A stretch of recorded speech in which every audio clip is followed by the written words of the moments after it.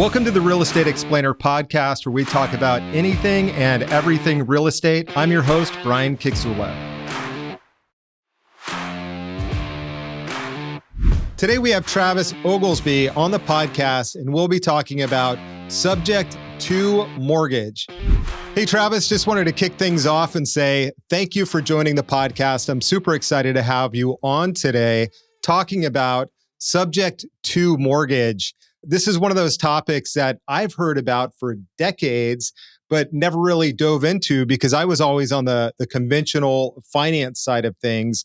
And I've seen what you've done over the last couple of years, the way that you structure transactions and buy property. So I just thought it would be great to have you on and really talk about subject to mortgage. So I'll let you go ahead and just jump in and introduce yourself. Yeah, man. Well, thanks for having me. It's always fun getting to get on these things and hang out with guys you work with every day. I mean, you've kept a couple bucks in my bank account that I don't think I could have done without you.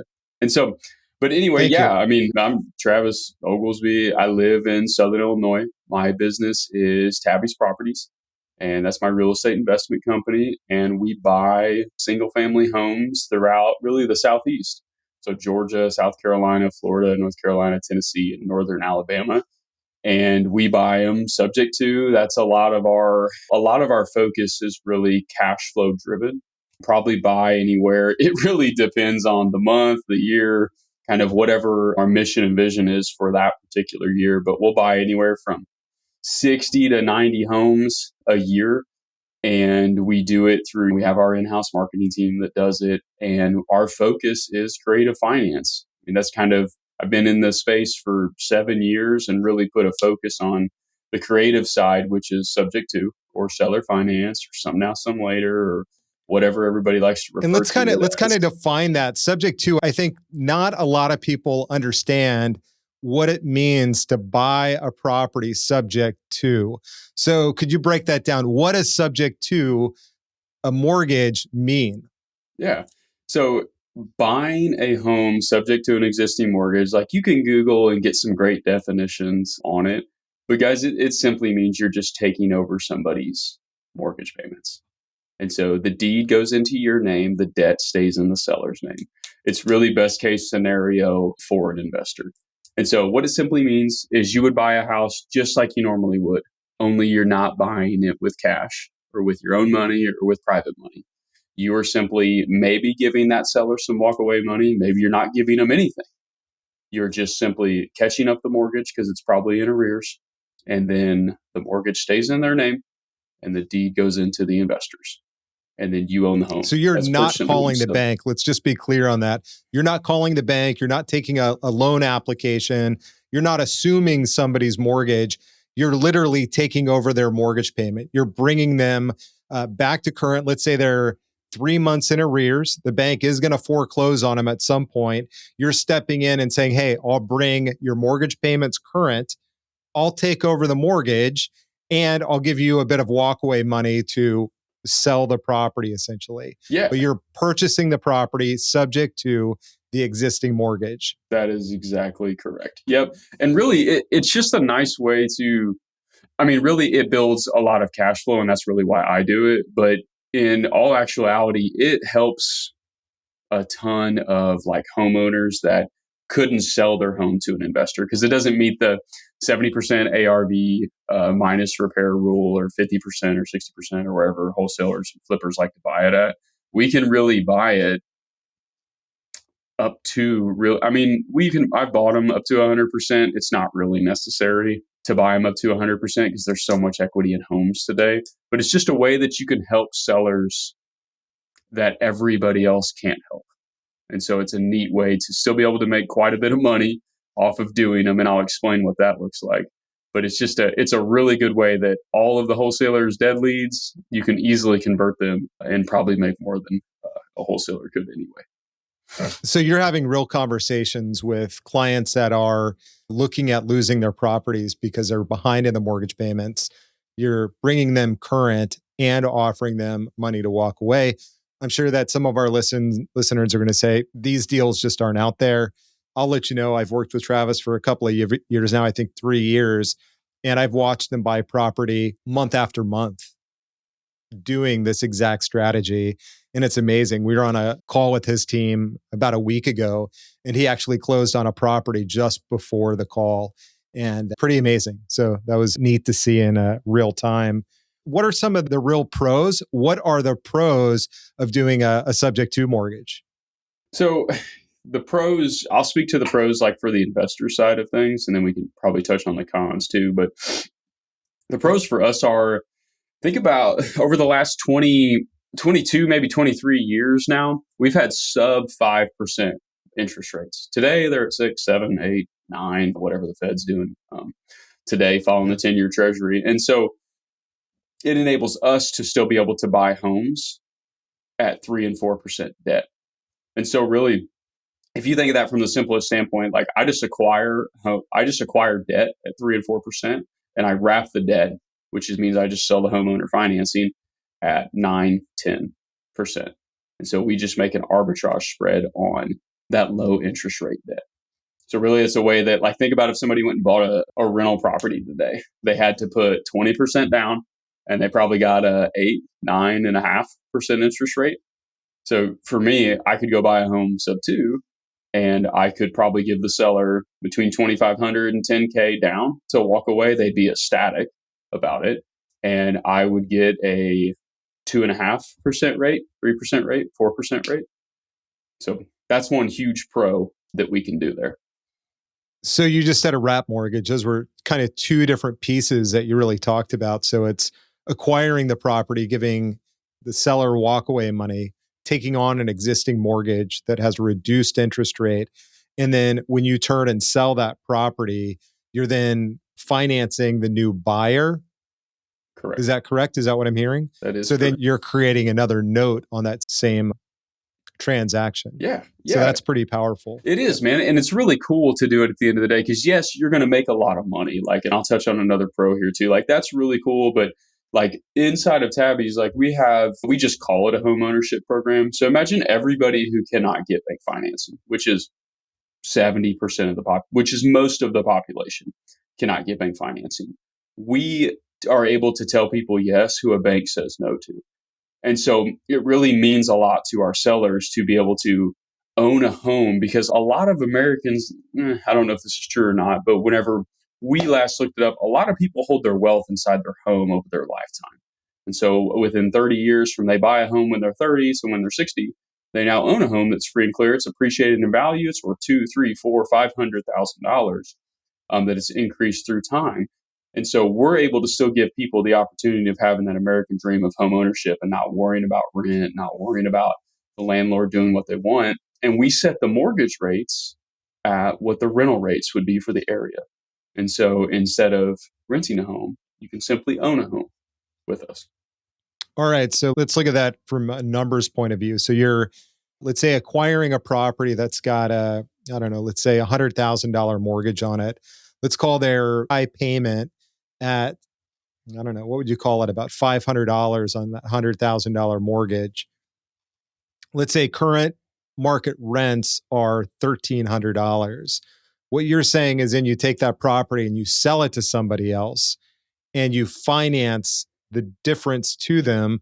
So you're paying you're collecting the payment, paying the existing mortgage on it, and then you're also keeping, let's call it $800 on the note that you gave them for the rest of the property. Yeah, exactly. Now it's probably more like $500 or $600 by the time you include taxes and insurance if you're trying to land the entire payment. Correct. Around so $1,300 minus $300, so $500. Mm-hmm. That sounds spot on. And so, and another pro, there's quite a few pros, but we probably need to touch on like some of the reasons why people are going to say like, oh, you can't do it, because that's usually the big thing. That's the next big topic is what are the big cons when it comes to subject to mortgages. And I'll tell you, from a conventional lender standpoint, it's the due on sale clause.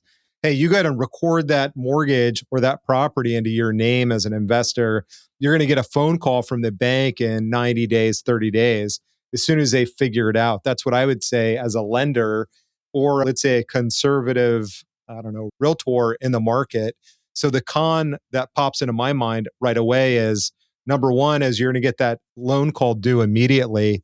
Number two is how much equity are you really getting in these properties? So can you address those two big ones that I see right up front? Yeah, absolutely. And we won't be able to cover everything about the due on sale clause, but the one thing, so there's a lot of opinions out there on the due on sale clause. And the cool thing about the opinions are a lot of them are correct. And I'll address like what those opinions are. And so, because it's a big, scary thing that is like keeps most people out of the creative space. And which is, I guess, great for us, but bad for sellers. And so, because they would have the opportunity to sell to them. But the thing about the due on sale clause, in my opinion, that I tell all of my apprentices is it will happen to you. No question. It will happen to you. You just have to know what to do about it. And so, and there's certain steps that we take inside of the apprenticeship to be able to handle the due on sale clause. Because I don't make it to where, because if somebody comes to me and they're like, hey, I want to do this, but I'm afraid of the due on sale, then it's not a fit for what we're trying to do, because it's going to happen. It is the scary thing. It's like whenever we're all investing in the market and we're like, oh, this market's never going to go down. Of course it's going to go down. Correct. It's just, we have to know what. So I think that's so key is to identify, it's not to turn your head or the blind eye to what is a real possibility when you're structuring deals with creative financing. You really have to understand that this is going to happen. It's not going to happen.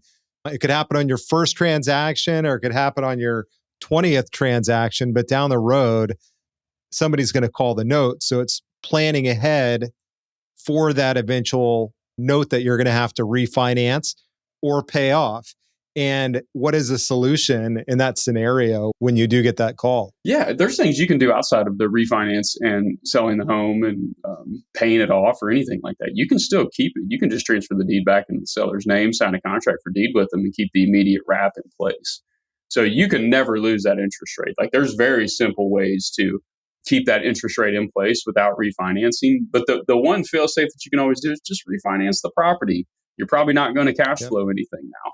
So be it. 1 out of 20 got busted or called. It's not really even busted. 1 out of 20 got called.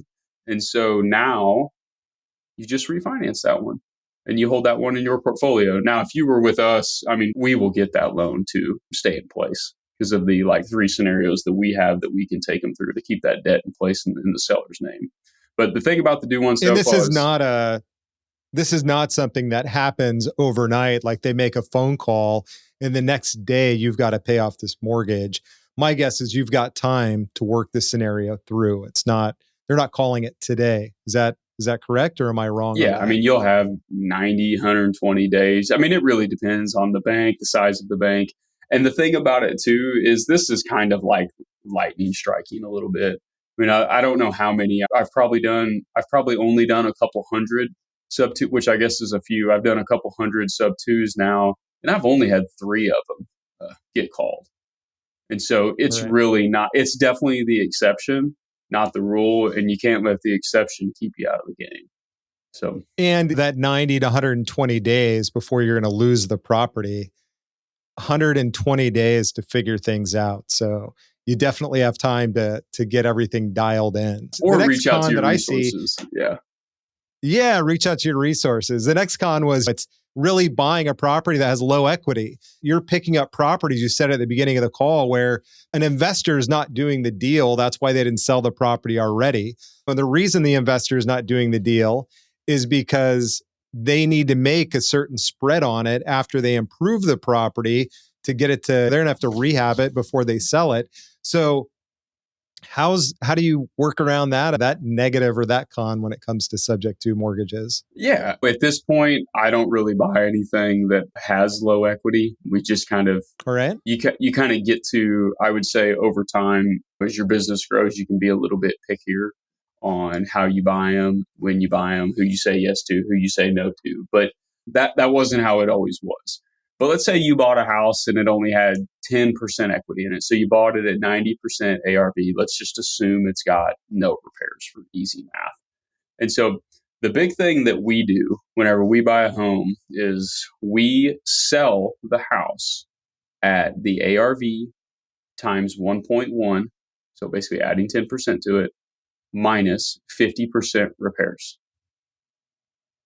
Okay. So we add 10% to it because we provide a product that nobody else can, which supply and demand dictates where things can be sold at. A lot of my peers sell them at 15% premiums. We only do 10. And we only factor in 50% of the repairs because most of our buyers look at the homes and say, this is what materials would cost me, not what labor would cost me. And so that's why we factor it in at 50%. And it's really enjoyable selling a homeowner financing because it's ironic how easy it can be. I'd like to thank today's sponsor, U.S. Tax Advisors Group, a cost segregation company. To get a free estimate on a cost segregation study, log on to realestateexplainer.com and click the cost segregation link at the top of the page. Yeah, so you just laid out the math perfectly if you were to go into a low equity property, how you could immediately pick up equity in the property because you're purchasing at under 10% of market value, and then you're selling it at a 10% premium or a little less than a 10% premium to a buyer who is motivated to buy because they can't purchase using traditional financing for whatever reason it is. So you're not taking advantage of either party in the scenario. You're helping the seller who needs to get out of the property because another investor won't come and buy that property. They can't sell it on the MLS because it's not going to generate the proceeds that it needs to. So their only option as a seller is to foreclose on that property. And then you're taking a buyer and you're putting them into a property that they could live in and own. You're not selling it to them. If the bank does call the note due, you could refinance it, or you're refinancing in your name and you're carrying the loan for them, correct? Mm-hmm. Yep. Okay, Yep. so you're still acting as the bank. So that's really the key in this, is it's becoming the bank. So you're becoming the bank in this scenario. Yeah. I mean, tallest building in every city is always a bank. And so I think it's always been my biggest goal has always been like creating cash flow. And so this has been the best way I've ever seen to create real cash flow. I mean, I have rental properties. Yes, they're fine. I guess they're just more for our kids than anything. But when an air conditioner breaks, you don't call Wells Fargo and ask them to fix it. You have to fix it yourself since you own the home. Now, when one of my tenants' air conditioner breaks, I do have to pay for that. And so that's been one of my most enjoyable things about creative finances. Well, I have created this company that has a recurring revenue model. And so I have a predictable income that comes in that tells me what I can do with the rest of my company. Because we still buy homes 50 cents on the dollar, 40 cents. I'm a heavy flipper. We flip 30, 40 homes a year. And we do that to accelerate our cash flow. And so while I would always prefer to buy a home extremely deep and go and flip it and make a bunch of money on it, I have fallen in love with taking all of the money from the flipping and allowing it to accelerate our cash flow growth. Because there's nothing insane about what we do. Like, it is a very simple model. We run outbound marketing that provides inbound leads. I pride ourselves on how good we are at buying homes. I was taught very well by my mentor on how to follow it, how to pitch, not sell, how to hold the frame, how to walk a seller down it, how to say exactly what to say at exactly the right time and never deviate from the script, and just handle the seller like a professional would. Close the deal, sell it retail, or wrap it. Our goal internally, so we have a revenue goal every month. We try to make at least 150,000 net from the flipping. But then my biggest goal is 1,500 in cash flow growth every month. And that's net cash flow. So every month, And that's not from rental properties, just to clarify or restate what you just said. This isn't from creating rental properties. This is from creating notes. Correct. So you're creating notes on the properties that you're selling. Correct. So $1,500 a month of recurring revenue on these notes. Yeah. So that's legacy wealth. You're really generating that passive income stream, which is super powerful. And that was going to be one of my next questions, or my very next questions was, how do you find these deals? How do you find an individual that is looking, or they're not looking for it. And can't imagine anybody's raising their hand out there. But how do you find a seller who has a mortgage that's, let's say, in arrears, that you could help sell the property? How would you find that individual? Yeah, I mean, for real estate investors, you can find these guys just through any of your typical marketing. Like if you're texting, cool. If you're doing direct mail, cool. If you're doing inbound cold calling, whatever it might be, you can easily find these people. It's really just the script work. So for us internally, what I do, I'm an only PPC model. So I prefer low volume, high quality inbound leads. And we can kind of do that now. We're fortunate enough to be able to pay to play in the PPC world because I have this reoccurring revenue. And that's not absolutely needed, but it's very helpful for me and brings me a lot of peace of mind. And so we run PPC, get inbound. We have a triage script that we walk everybody to, and then we set it up for what we call the perfect presentation, where we walk the seller through every single thing that we need them to, walk them all the way down to what would they like to take, what's the least you would take, what's your walk away. We don't talk about the price of the home. We talk about what the check is they're getting at closing. And then it's a very simple conversation towards the end as to where there's two ways we buy homes. And this is on a low equity deal or a pre-foreclosure. And most people understand if you can't get the house low enough that, hey, this home, it's not a good return on my money to buy your house. But there's two ways that we buy homes. The first is with cash, and it doesn't sound like you're interested in that.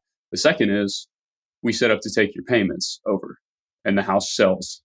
And then we simply stop, wait on their questions. There's 8 simple objections that they ask every single time. And as long as you can answer them with confidence, we haven't really had a problem, especially if there's motivation. All you're doing is looking for a motivated seller. If you find a motivated seller, they're probably going to do what they want. So you are giving them the option. So if you want to sell the property today, here's what the cash price is, or here's the option of me to take over the payment. So you are giving them the option, which is I'd always rather buy a house at 50 cents on the dollar. Always. Absolutely. I would prefer to never buy a house again sub 2. If that meant I was buying everything at 40, 50 cents on the dollar. But the reality is that's not always the case in our world. And so this is a fun way to be able to take care of that. And let me add this one other pro in here is that whenever we buy a home sub 2, let's say we took over somebody's mortgage sub 2. So we bought it sub 2, gave the seller $5,000. So whenever I sell a house, we get paid 3 ways. And this is why I've always kind of said, because I was a wholesaler, this is why I've always said wholesalers are the best at what they do, but they are the least paid. And that's an opinion, right? But wholesalers are the best at what they do. They're the least paid. I don't know a single wealthy wholesaler unless he's putting his money somewhere else. I don't know a single wealthy flipper unless he is putting his money into some other form of holding an asset. But I know a ton of wealthy note guys.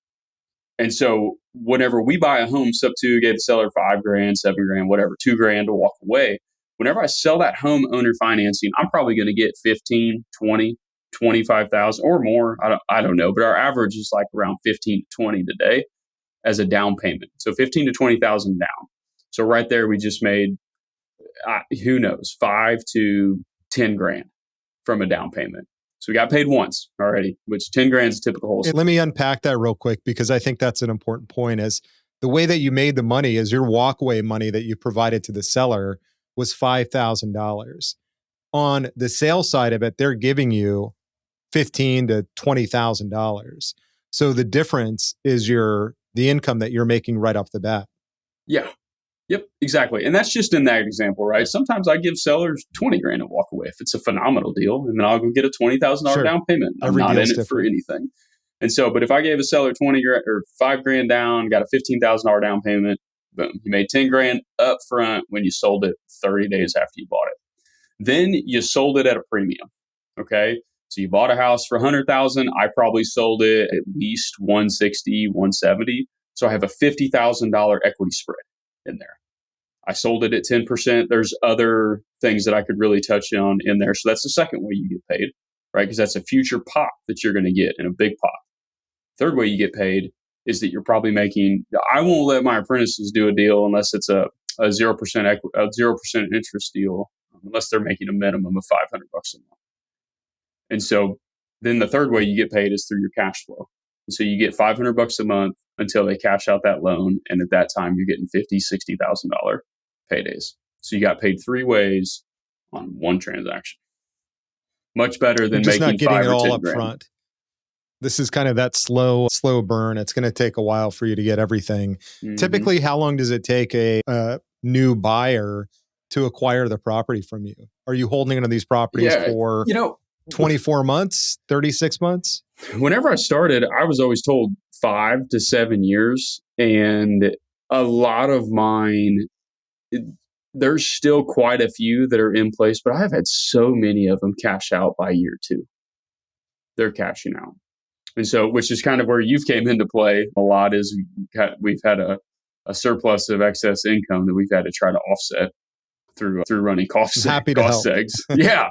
So that's been super helpful. But yeah, I mean, it's the best thing in the world whenever these things cash out in 2 or 3 years, because while we've talked a lot about low equity deals, like guys, most of the time we're not doing low equity deals. Most of the time our equity spreads are 50, 75, 110 is a very common equity spread for us, over 6 figures. And so when that cashes out, that's a pure payday in the future. And there's so many things you can do when you have this note equity.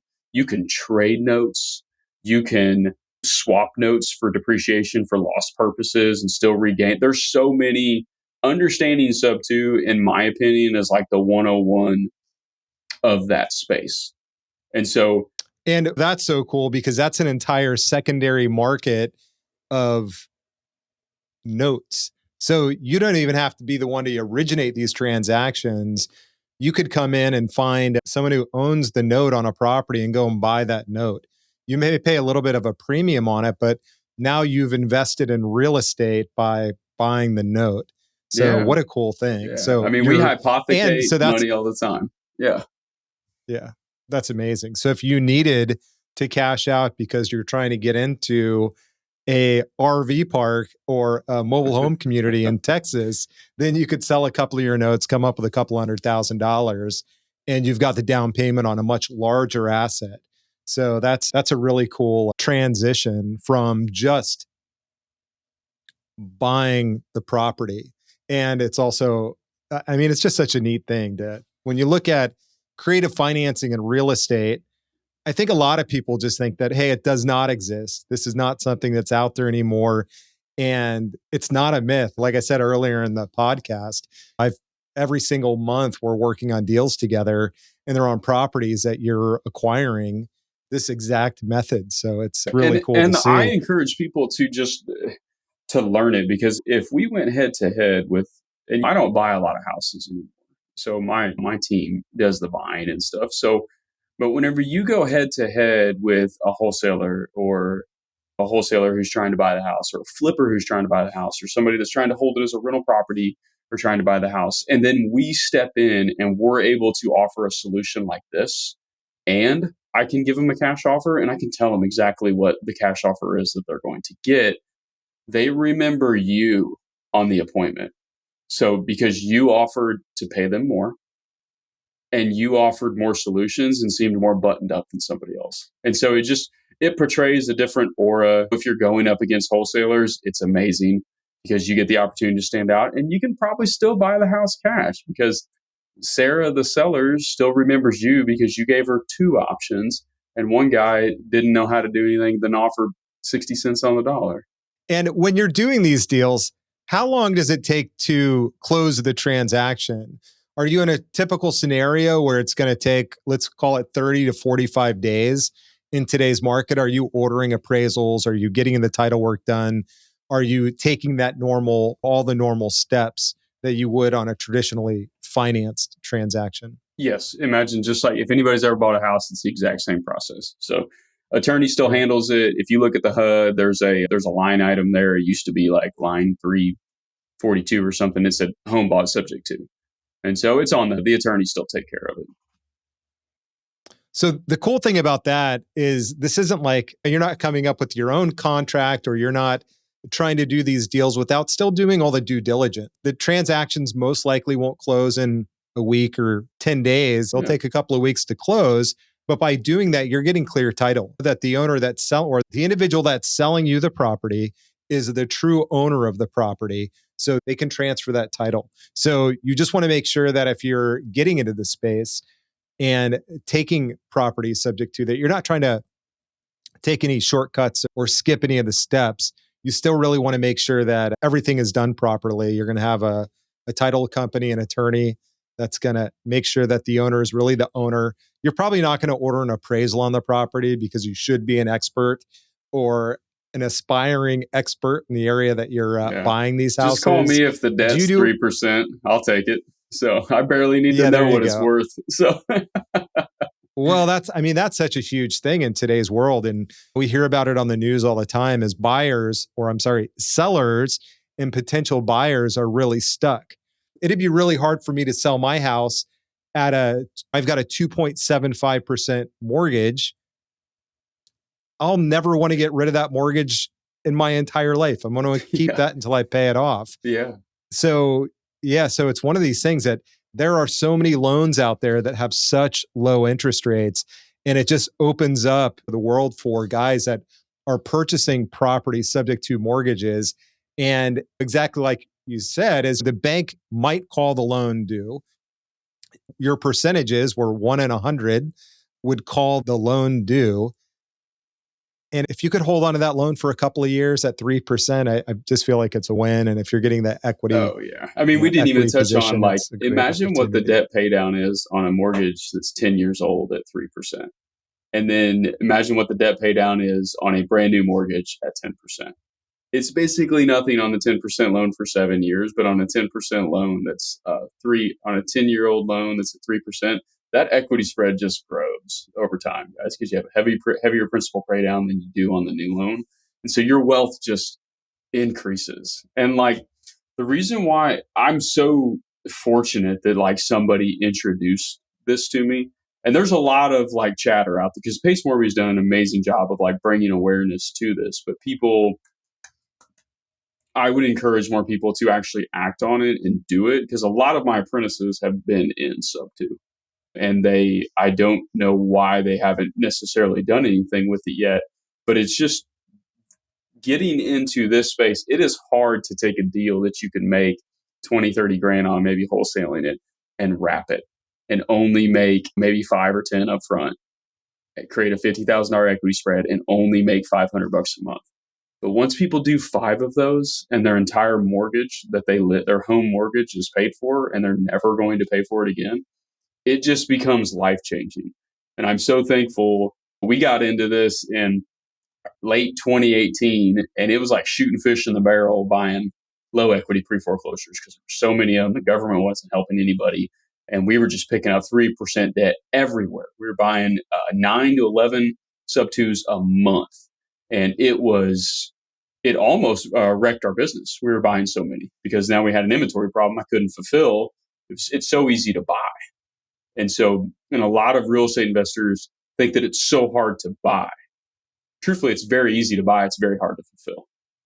And then it becomes a cash flow issue once you grow a business and employ people. And that's why the recurring revenue model has been so important to me, which is created through sub 2 in my world. Yeah. What you're saying too is if you're a wholesaler that's listening to the podcast, or if you're a flipper that's listening to the podcast, just understand that this model could work for you as well. You could keep your wholesaling business and your flipping business, but you could also expand and have this other revenue opportunity by just creating these notes buying some of the properties creatively and keeping the note. So that's exactly what a cool thing. 2 silos. Go make a bunch of money and create your wealth. Yep. And with that, I think we're going to go ahead and wrap up the podcast. But before we do, Travis, for the guys that are listening to the episode, how can they get in touch with you? How can they get connected with you? Yeah, I think we put in there a couple different ways. I put in my Calendly link. That will go to my calendar. So you'll probably end up with me on there. I have an apprenticeship. And so we let in, I have about 15 guys and gals that we run with. So as long as we're not full, there's always a vacancy in there to where we can take on more people. But my Calendly link, and then I'm on YouTube.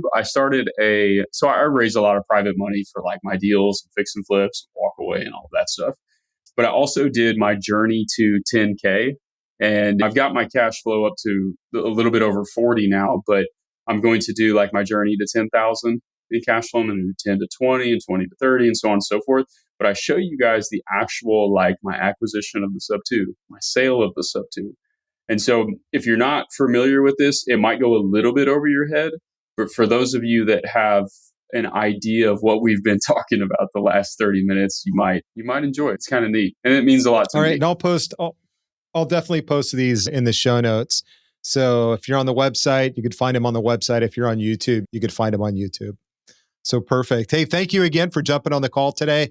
And as always, just appreciate you spending the time and sharing your wisdom. Yeah. Yeah, guys, Brian saved me a lot of money. If you need some cost savings, man, y'all better do it. So it's not about what you make, it's about what you keep. So there you go. Thank you. Yeah.